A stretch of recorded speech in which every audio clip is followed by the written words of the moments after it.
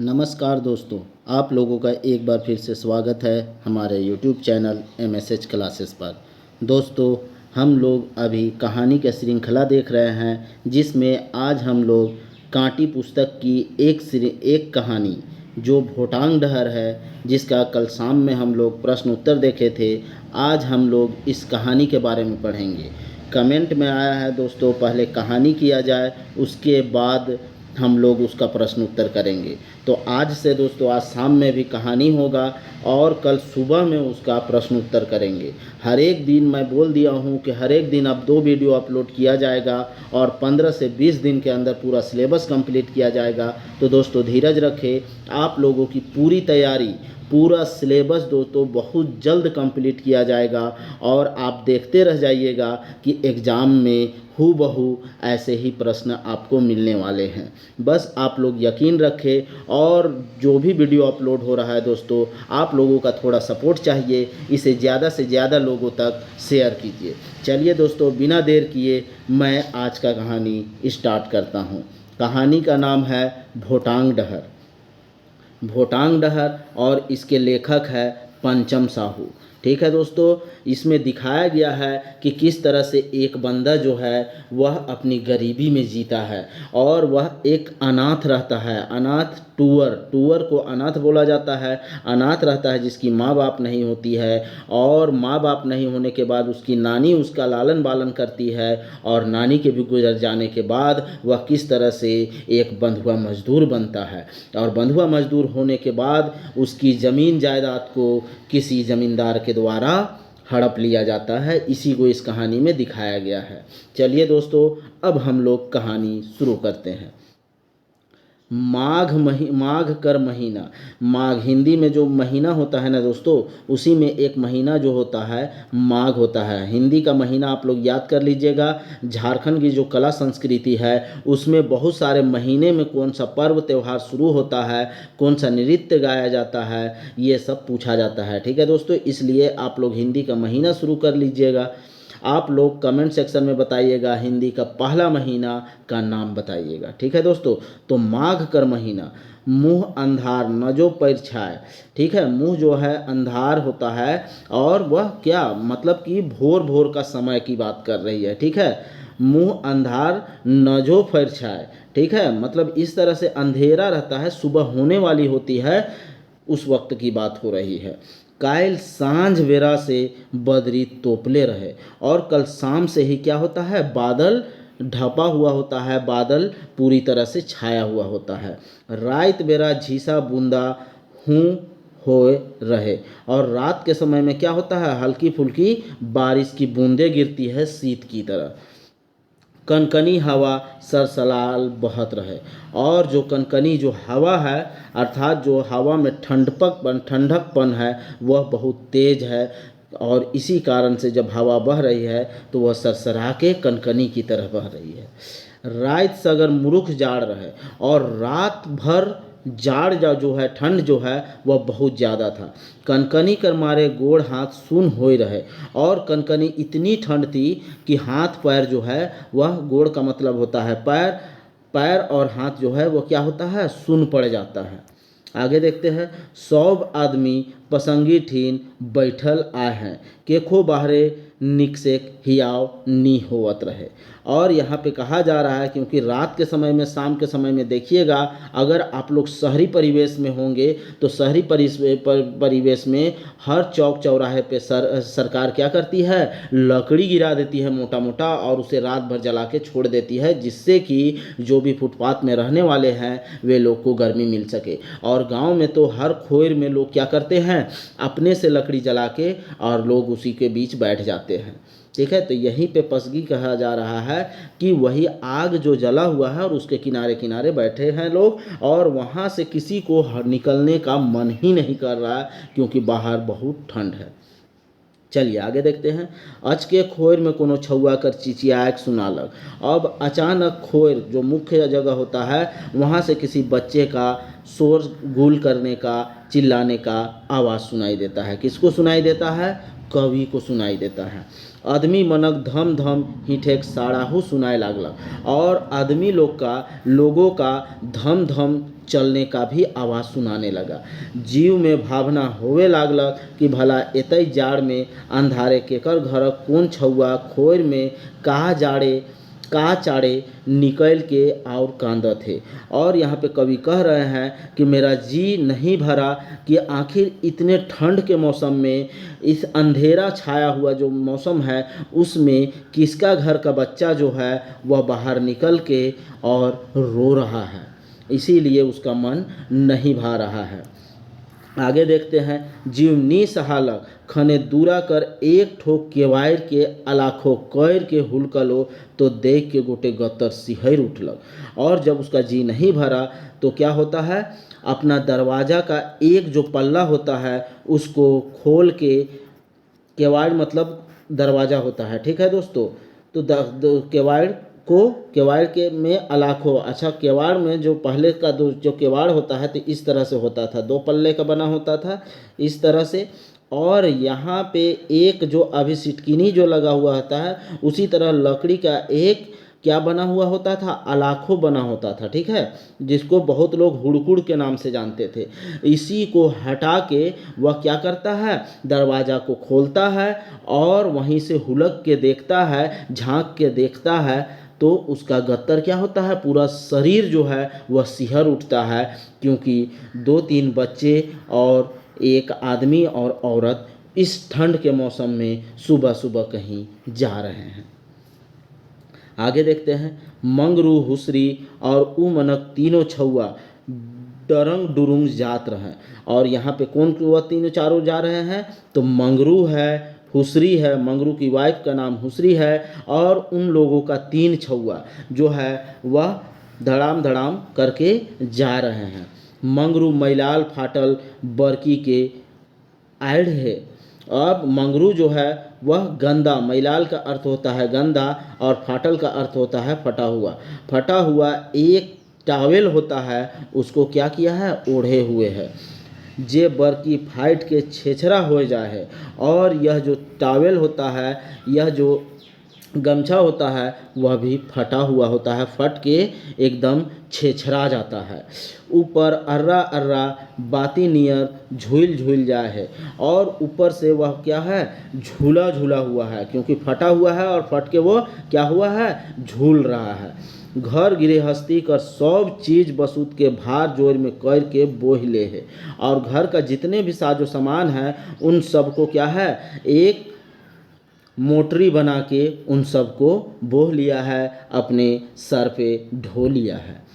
हुसरी मूड़ में गोटेक फाटल पटिया में मेहरल मोटा के बोह ले है। और छोटका छौआ के बेतराय ले है, जेकर मुँह बटे अपन नन्हिया लुगा कर अचरा के ओढ़ाए दे है। और यहाँ जो उसकी वाइफ होती है हुसरी, पत्नी होती है हुसरी, वह गोटेक फाटल पटिया में, जो पटिया होता है, चटाई होता है, उसमें मेहरल मोटा, उसमें जो मोटा होता है, एक जो बोलते हैं ना कि एक मोटरी बना लिया है और उसको वह बो लिया है। और वह भी क्या है, उसमें भी पानी का अंश आया हुआ है। और साथ ही साथ अपना जो छोटा बच्चा है उसे गोदी कर लिया है। बेतरा का अर्थ क्या होता है दोस्तों, गोदी तो हम लोग साइड में करते हैं, जो पीठ के तरफ से पीछे लिया जाता है। जैसे मान लो ये आदमी हुआ, ठीक है, आदमी हुआ ये।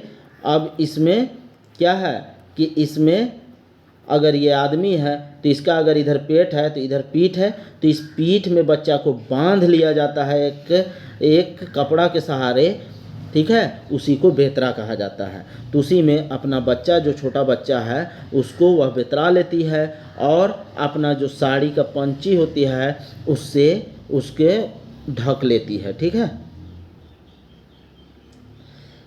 आगे देखते हैं। मंझला बाबू ठाउठा मार गमछा के ओढ़े। और जो मंझला लड़का होता है वह ठाउठा मार गमछा को ओढ़े हुए है, एक प्रकार का गमछा का नाम है, उसको ओढ़ लेता है। ठीक है। गेतली, गेतली को ठाव मार बोलते हैं, ठीक है। जैसे पहले ज़माने में अगर आप लोग गांव परिवेश में होंगे तो पहले गरीबी बहुत ज़्यादा थी, ठीक है। तो लोग क्या करते थे, जैसे ये टावेल है, इसी को इस तरह से अपने बदन पे बांध लेते थे, जिसको ठाव मार गतली कहा जाता था, ठीक है। जलखरी में गोटे डेगची के सोटा में बझाए के कांध में टांग ले है। और एक जलखरी एक जाला होता है, उसमें क्या करता है, अपना जितना भी डेगची है, बर्तन वगैरह है, उन सबको बांध के और एक डंटा के सहारे क्या करता है, अपने कांध पे टांग लेता है। मैया तो ठेठू मुंगरे आहे, और मैया जो है, जो लड़की होती है, वह अकेले, वह तो किसी सामान को सिर्फ वह अकेले चल रही है।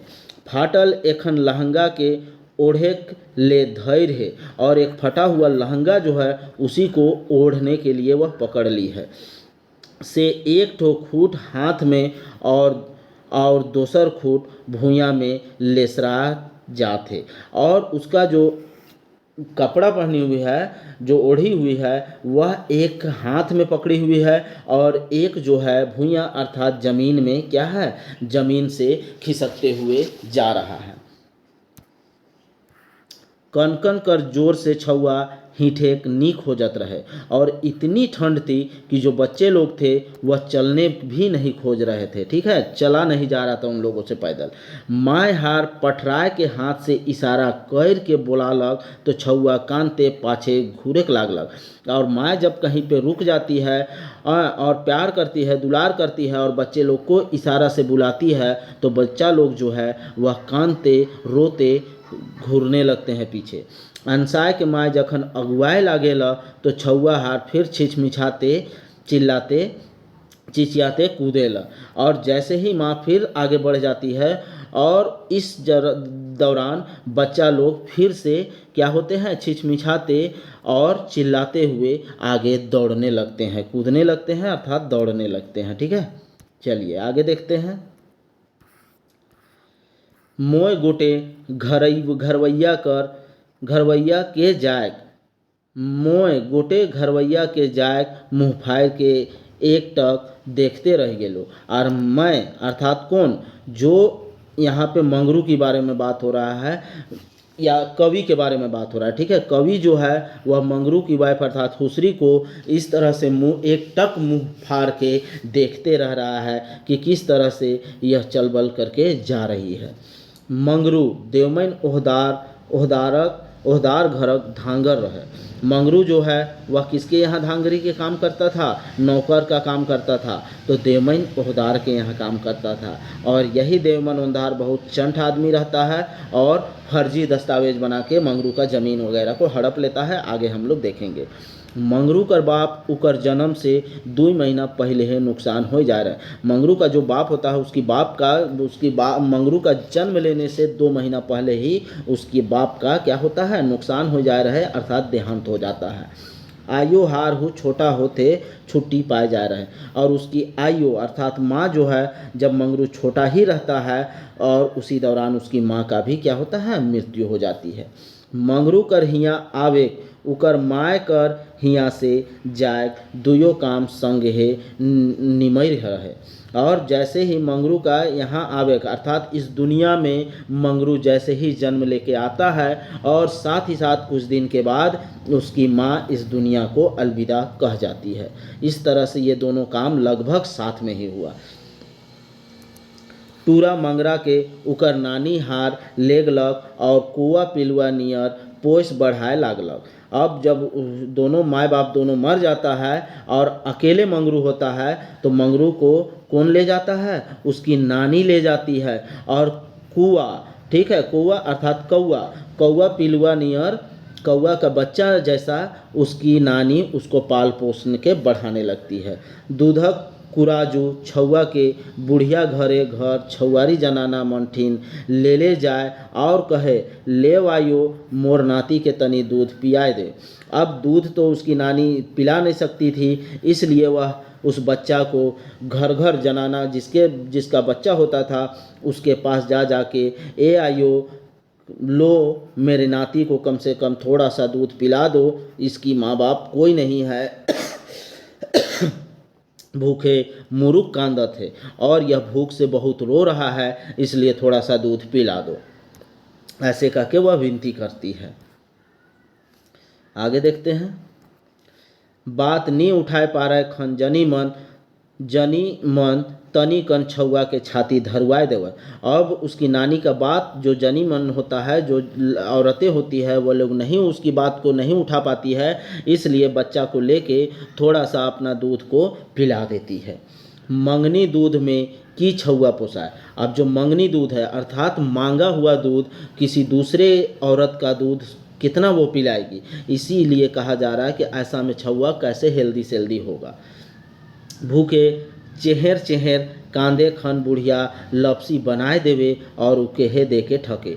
अब क्या है कि भूख से यह बच्चा जब रोने लगता था तो वह कपड़ा का एक चूसनी टाइप का बना के और उसके मुंह में दे के वह मंगरू को ठगती थी। मंगरू कोनो तैर ढेंडेनहा ले छगरी चरवाहा होलक कि नहीं और बुढ़िया हो सिराय गेला। मंगरू जिस तरह से थोड़ा सा बड़ा हुआ है, 5-7 साल का हुआ होगा, जिस तरह से 5-7 साल 8 साल का हुआ होगा, और वह क्या होता है बकरी चरवाहा बन जाता है। और जैसे ही इतना साल होता है और उसकी बुढ़िया नानी भी जो होती है वह मर जाती है। मंगरू कर बाँचल दुनिया भी अंधार हो गया। अब मंगरू का जो बचा हुआ दुनिया भी है वह अंधार हो गया, क्योंकि उसे नानी ही पाल पोस रही थी, और नानी भी जब चल बसी तो उसका बचा हुआ दुनिया जो है, जिंदगी जो है, वह अंधेरा छा गया। पूरा छुआ माय ना बाप ना हेठे जैर ना ऊपरे बकला। अब क्या कहा जा रहा है, जो यह तो टूअर हो गया, अनाथ हो गया, ना इसका माँ है ना बाप है। अब यहाँ पे यह कंपेयर किया जा रहा है, एक कसा हुआ जा रहा है कि ऐसा इसके पास हो गया है कि जब किसी पेड़ में जब जड़ नहीं होता है तो उसका जो चमड़ी होता है वह भी नहीं होता है। इसी तरह से मंगरू की ज़िंदगी में हो गया, ना माँ है ना बाप है, ना ही कोई रिश्तेदार बचा। जेकर तेकर ओहारी पिछारा लाइल बैठ चले मंगरू। अब किसी न किसी के घर में वह क्या होता है, किसी का अगवारा पिछवाड़ा में जाके वह बैठ चलता था, क्योंकि उसे खाने तक का दिक्कत हो चुका था। माड़ पनिहत केव देवें तो का।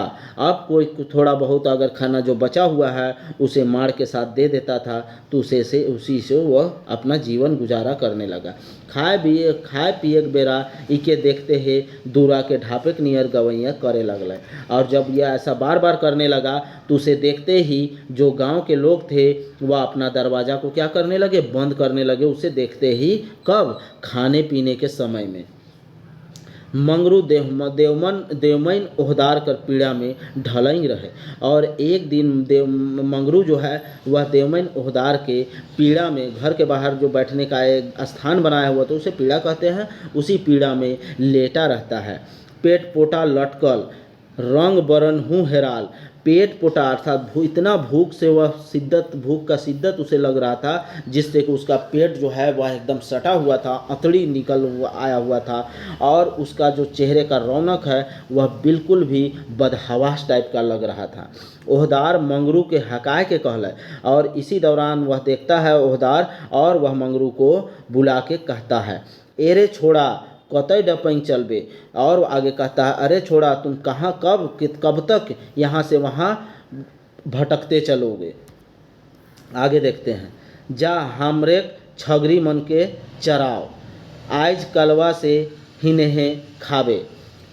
हाँ कोनो लेन देन नी होवी, पेट भताए रह, हर कोड़ी करे तो तोर पायाव नखे चरवाही भैर कर। और आगे कहता है कौन, जो देवमन ओहदार है वह कहता है, अब इधर उधर भटको मत, जाके मेरा जो बकरी वगैरह है उसको चराने का काम करो, और कलवा के टाइम से तुम यहीं खाना खा लेना, ठीक है, यहीं खाना खा लेना, और कोनो देना लेना नहीं होगा, सिर्फ पेट भर भात मिलेगा।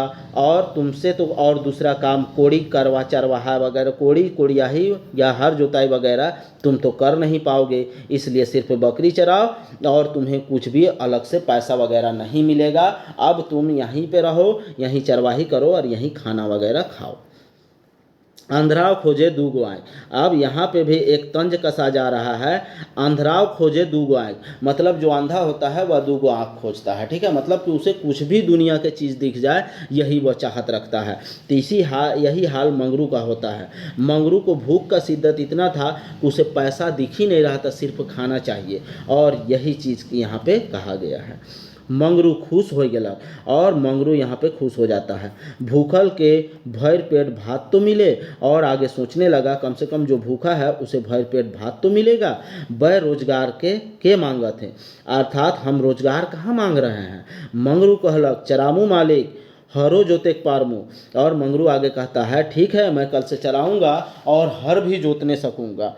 ऐसा कह रहा है किसको, ओह देवमय नोहदार को। आगे देखते हैं।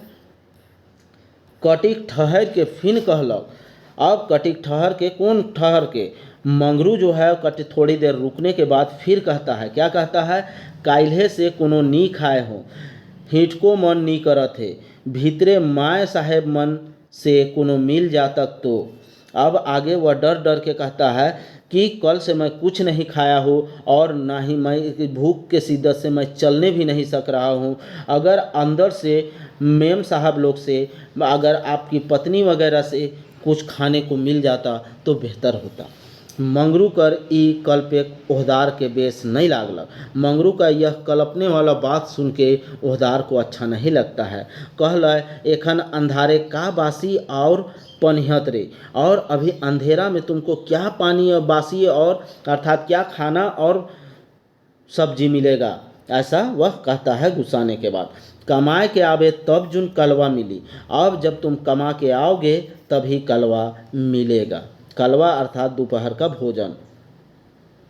चलिए नेक्स्ट देखते हैं, आगे देखते हैं। पसींद आहे तो जा छगरी के छोड़ के ले गाओ, और नी तो अंगना में छीट ले ढेर कौआ उतरब।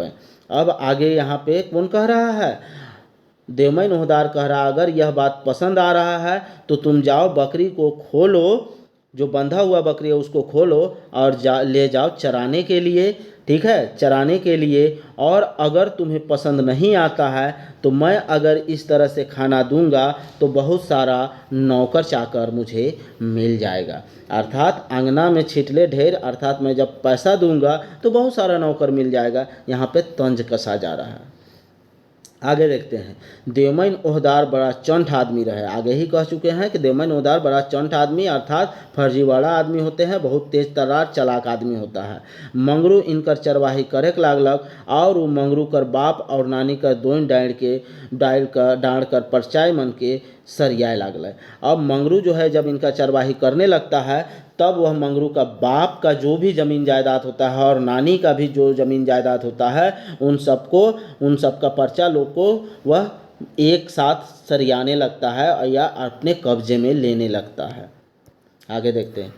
मंगरू के तो अपन बापो माय कर याद नहीं रहे। मंगरू को अपना माँ बाप का भी याद नहीं रहता है, क्योंकि पैदा होने से पहले ही बाप का देहांत हो जाता है और पैदा होने के कुछ दिन के बाद माँ का भी देहांत हो जाता है, इसलिए उसे माँ बाप का याद नहीं होता। वो मनक खेती बाड़ी कर अंदाज उके कहाँ से मिली, इस तरह से उसका खेती बाड़ी कौन है इसका अंदाज़ा उसे कैसे मिलेगा, नहीं मिला। मुदा गवैया मन गोठियाए मंगरू कर माय बाप कर नुकसान हो गेल बाद इकर नानी हारी के पोसलक। और गवैया लोग गोठियाने लगता है अर्थात आपस में बातचीत करने लगता है कि मंगरू का माँ बाप का मृत्यु होने के बाद उसकी नानी हार इसे क्या करती है, पालती पोसती है। देवमय नोहदार मंगरू कर बाप और नानी कर नाव से फर्जू हुकुमनामा बनवाल, तले धीरे धीरे कर्मचारी के मिलाए के और सीओ ऑफिस में खर्चा बर्चा कर के रसीद पतर हूँ कटवाए लागल। और धीरे धीरे वह क्या करता है, देवमय नोहदार मंगरू का बाप और नानी का जो भी ज़मीन होता है उसको कर्मचारी और सीओ से मिल के उसका नकली क्या होता है, खतियान बनवाता है और रसीद भी कटवाने लगता है, थोड़ा बहुत खर्चा बर्चा दे के, पैसा वगैरह दे के। ई बातक तैनको धमक गवैया मन के नी लागलक। मंगरू कर जाने कर तो खैर सवाले नहीं रहे, और इस बात का थोड़ा भी शक या गुंजाइश किसी गांव वाले को भी नहीं हुआ तो मंगरू को तो दूर की बात, क्योंकि मंगरू अभी तो छोटा था। आगे देखते हैं। मंगरू अब बेस सवंगिया हो गेलक। मंगरू जो है अब बेस सवंगिया हो गेलक, अर्थात उसके बदन में अब चुस्ती फुर्ती और ताकत आ गई। बकरी कर हर कोड़ी खेती बाड़ी शोभे सम्हराय लागलक। और जो है अब वह बकरी अर्थात खेत बाड़ी का जो हल कोल होता है उन सब को वह अब संभालने लगता है। देवमैन ओहदार उकर ले जोड़ी हो जुमाए दिलाए। और देवमन ओहदार जो है अब उसके लिए एक जोड़ी भी जुमा देता है, अर्थात उसके लिए लड़की भी ढूंढ लेता है। दुयो बेकैत हिनेह कमाए और खाए, और दोनों जनी मर्द जो है अब इधर ही कमाएगा और खाएगा, ऐसा बोल दिया। वह रोजगार कर हर हिसाब खोजय तले ओहदार कहे, एखन तोहरे कमाओ खा। और जैसे ही वो लोग रोजगार के बारे में बात करता था, वैसे ही देवमन ओहदार उन लोगों को कहता था कि अभी तुम लोग यहीं पे कमाओ और खाओ।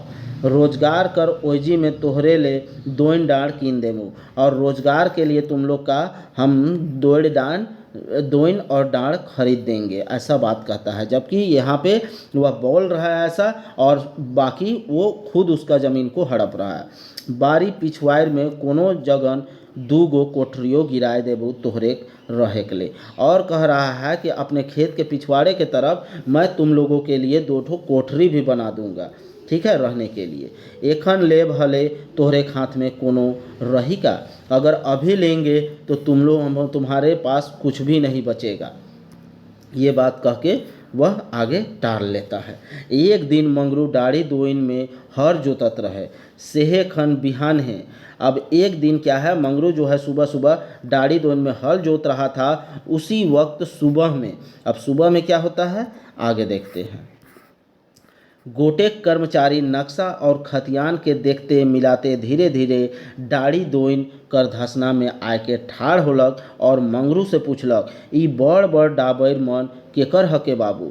अब यहाँ पे जो कर्मचारी है वह आता है सुबह सुबह, वह जब जोत रहा था हल, उस वक्त आता है डाड़ी दोइन में, और डाड़ी दोइन का जो मेड़ होता है, जो बड़ा धसना होता है, बड़ा मेड़ होता है, वहाँ पे ठाड़ होके अर्थात खड़ा होके वह मंगरू से पूछता है। कौन पूछता है? कर्मचारी पूछता है। उसके हाथ में नक्शा और खतियान दोनों रहता है, उसको देखते हुए मिलाते हुए पूछता है कि यह जो बड़ा बड़ा डाबर केकर हके बाबू। बड़ा बड़ा डाबर का अर्थ होता है, जैसे यहाँ पे मान लीजिए ये सब दोइन है, ठीक है, यहाँ पे दोइन है, और अगर इधर से पानी चलते हुए दूसरे खेत में जा रहा है, तो जिस खेत से पानी बहते हुए दूसरे खेत में जाता है उसे ही डाबर कहते हैं, ठीक है, अर्थात जहाँ पे पानी की कमी नहीं होती है, ठीक है। तो उसी को देख के पूछता है यह किसका है। देवमैन ओहदार कर हके हुजूर, मोय तो उकर धांगर हको, मंगरू कहलक। और मंगरू कहता है, जब कर्मचारी पूछता है तो मंगरू कहता है यह देवमैन ओहदार का है, मैं तो उसका धांगर हूँ, ठीक है। चलिए आगे देखते हैं। कर्मचारी खतियान के देखते कहलक, देवमैन ओहदार कर हके, हियाँ टेटगू भगत वल्द लैटू भगत लिखेल। अब यहाँ पे खतियान में क्या लिखा हुआ है, यह तो देवमैन ओहदार का नहीं है, यहाँ तो खतियान में दिखा रहा है टेटगू भगत और उसके वंश उसके वल्द, अर्थात साथ में किसका है, तो लैटू भगत का है। ये दोनों क्या होते हैं, भाई होते हैं। सोहराय बूढ़ा, ये नहीं, टेटगू भगत का बाप होता है लैटू भगत शायद। सोहराय बूढ़ा धनसाय भीरे अपन खंधिया कियारी जोतत रहे।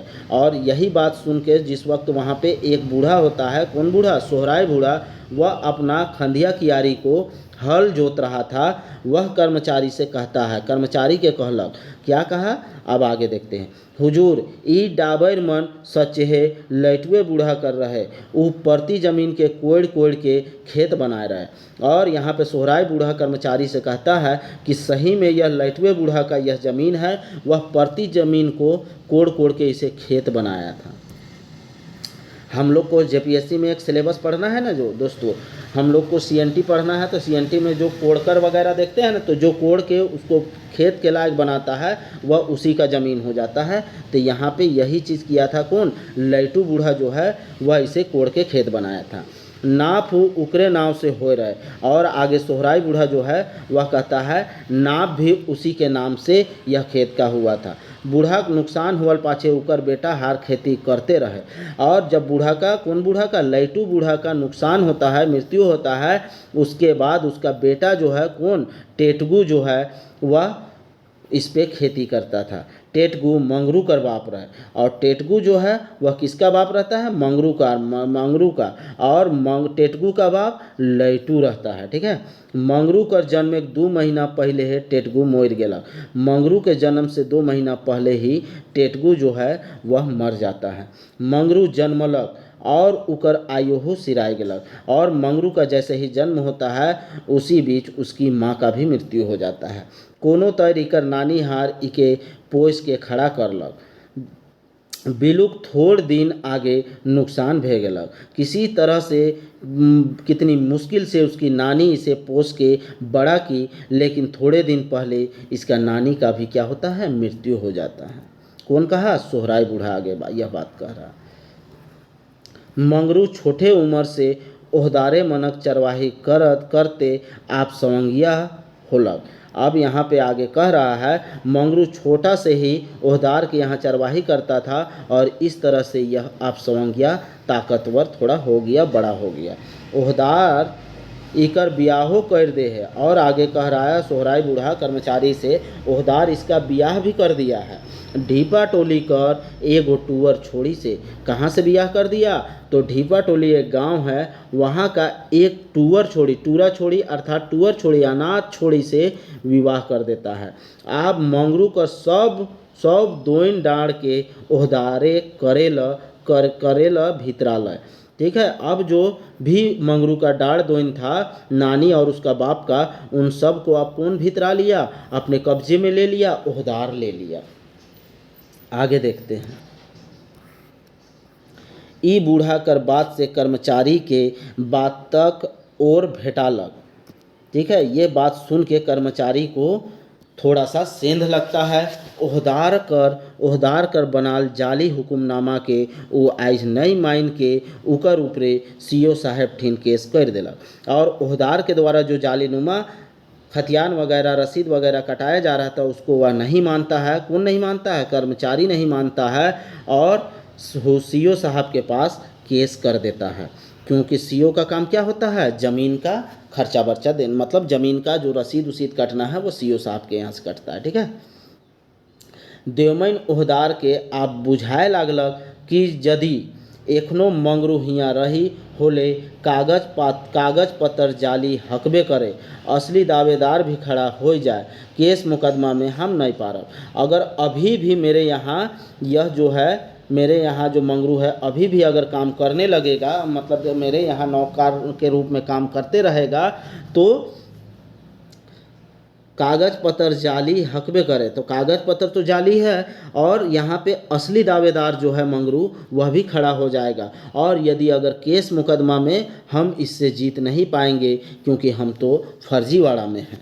ठीक है, इसीलिए से नहीं आप इके कोनो उपाय से बझाए के गांव में नहीं रहे देवे के चाहिए। और आगे सोच रहा है देवमैन ओहदार, अब किसी तरह से इसे किसी न किसी इल्ज़ाम में फंसा के इसे गांव से ही निकाल दिया जाएगा। ना रही बाँस ना बाजी बाँसी। और आगे सोच रहा है, ना रहेगा बाँस और ना ही बजेगी बाँसुरी। सोचल मुताबिक रात के पिछवाड़ बटक भी फोड़वाए देलक। और सोचे के मुताबिक वह रात के समय में अपना पिछवाड़े के तरफ का एक दीवार को क्या करता है, फोड़वा देता है, तोड़वा देता है।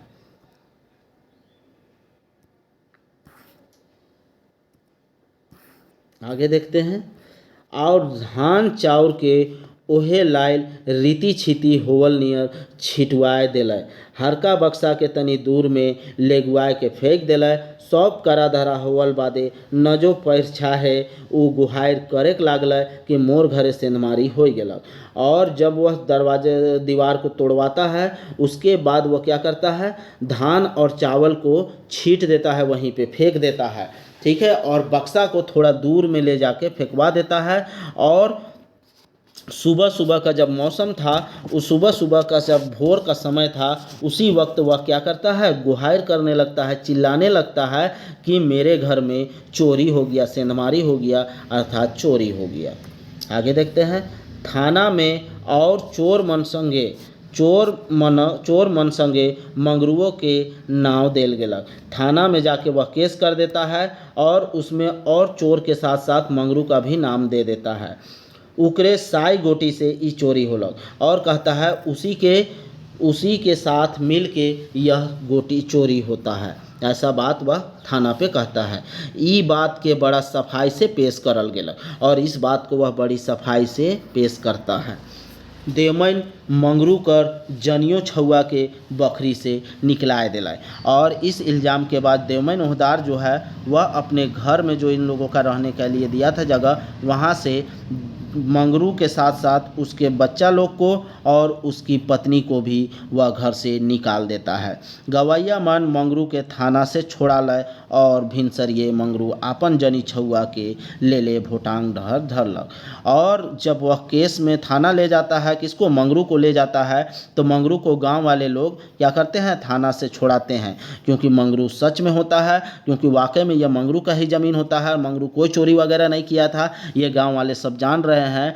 लेकिन फिर भी इतना बड़ा इल्ज़ाम, तो मंगरू जानता है कि इस ओहदार से हम नहीं लड़ पाएंगे। इसी वजह से वह भिनसरिये अर्थात भोर के समय में ही अपनी पत्नी और अपना बच्चे को लेके भोटांग डहर को पकड़ लेता है। इकर बिना आप कोनो बाँचल नहीं रहे उकर ले, और इसके बिना अब यहाँ से भागने के अलावा उसके पास और कोई चारा नहीं रहता है। तो इस तरह से दोस्तों ये कहानी आप लोगों का ख़त्म होता है। दोस्तों शाम में भी कहानी चलेगा और कहानी के बाद ही हम अब प्रश्न उत्तर करेंगे, ठीक है, क्योंकि कहानी पहले अगर नहीं कराते हैं ना तो एक दो प्रश्न का मिस्टेक हो जाता है। पिछले क्लास में भी इस भोटांग डहर का एक प्रश्न जो है, कौन हुलकलो के वायर छोड़ के, तो यहाँ पे कवि होगा दोस्तों, कवि हुलकता है, ठीक है। और बहुत लोग कमेंट किए हैं, वाकई में वो सही है, मेरे से ही गलती हुआ है, ठीक है दोस्तों, तो थोड़ा सा सुधार कर लीजिएगा। कवि हुलकता है, ठीक है। हम वहाँ पे आंसर में बता दिए थे मंगरू हुलकता है, ठीक है, लेकिन कवि हुलकता है। तो इस तरह से आप लोग धीरज बनाए रखें और अगर वीडियो पसंद आए दोस्तों तो इसे ज़्यादा से ज़्यादा लोगों तक शेयर करें। और जिन लोगों को भी PDF चाहिए तो PDF के लिए इस नंबर पे कमेंट कर सकते हैं, कॉल कर सकते हैं, ठीक है दोस्तों, 9097285877 पे आप लोग कॉल करके PDF के बारे में जानकारी ले सकते हैं। PDF तैयार हो चुका है, ठीक है दोस्तों, कल से PDF मिलना शुरू हो जाएगा, इसीलिए आप लोग जल्द से जल्द अपना नाम दर्ज करा ले। बाद में हो सकता है PDF का प्राइस कुछ बढ़ जाए, इसीलिए आप लोग का 8 दिन का कुछ ऑफ़र, 2-3 दिन के लिए कुछ ऑफ़र निकाला जाएगा, इसमें आप लोग जल्द से जल्द PDF खरीद लें, ठीक है दोस्तों।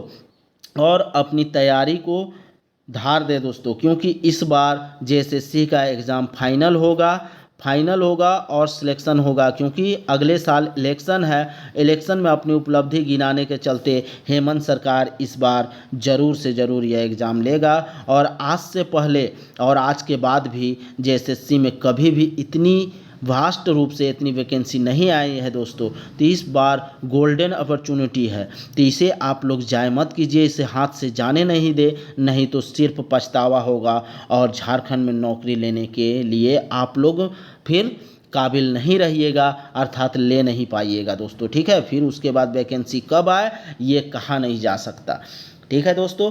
चलिए हम लोग शाम में मिलते हैं एक दूसरी कहानी के साथ, तब तक के लिए झारखंडी जोहार।